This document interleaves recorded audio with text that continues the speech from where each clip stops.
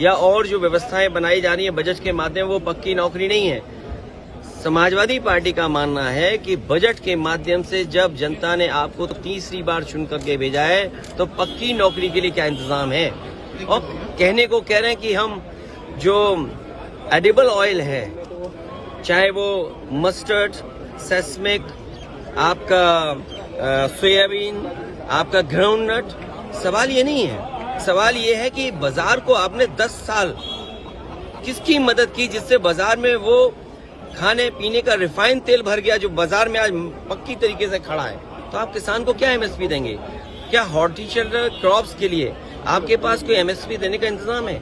किसान तो एमएसपी मांगना चाहता है, आप एमएसपी देना नहीं चाहते हैं। हॉर्टिकल्चर जो क्रॉप्स हैं, क्या उसके लिए एमएसपी की आपके पास तैयारी है? अगर हॉर्टिकल्चर क्रॉप्स के लिए आपको एमएसपी की तैयारी नहीं है और आप फसल की तैयारी नहीं कर रहे हैं, आप एग्रीकल्चर इंफ्रास्ट्रक्चर के लिए आपने पिछली बार भी कहा था कि 1 लाख करोड़ रुपए हम दे रहे हैं। अगर मंडियां नहीं बनाएंगे, ये सरकार बताए कि यूपी में अगर एक भी मंडी बनाई हो तो जो मंडी नहीं होगी किस स्थान पर किसान ले जाए अपनी फसल की कीमत पाएगा? पीएम तो कह रहे हैं कि 2047 का भारत बनेगा। अब मान लीजिए विकसित भारत की बात कर रहे हैं। मान लीजिए बक्सर से एक एक्सप्रेस वे लेके जा रहे हैं, जो समाजवादी सरकार में पूर्वांचल एक्सप्रेस वे, जहां पर प्रधानमंत्री जी ने हवाई जहाज उतारा था हरक्यूलिस, वो पखनपुरा गांव तक छोड़ दिया था क्योंकि आगे एनएचआई की सड़क बननी थी।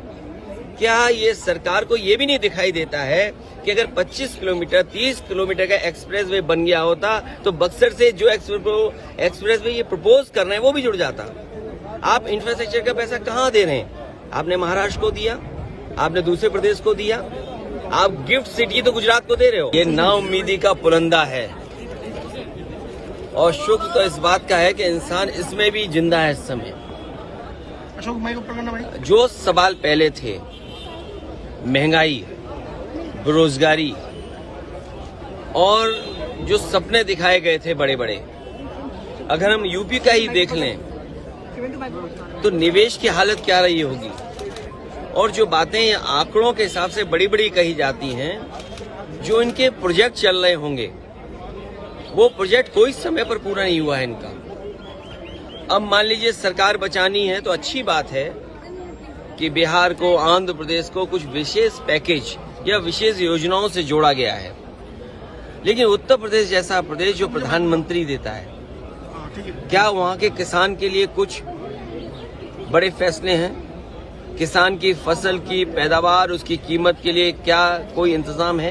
कहने को तो याद होगा आप सबको कि पिछली बार कहा था कि मंडी और एग्रीकल्चर इंफ्रास्ट्रक्चर के लिए स्ट्रेंथन करने के लिए लाखों करोड़ रुपए हैं। अगर वो इंफ्रास्ट्रक्चर स्ट्रेंथन हुआ था तो इसका मतलब किसान की आय दोगुनी होनी चाहिए या किसान की आय बढ़नी चाहिए थी, वो तो नहीं बढ़ी। तो किसान के साथ संकट पैदा किया इन्होंने।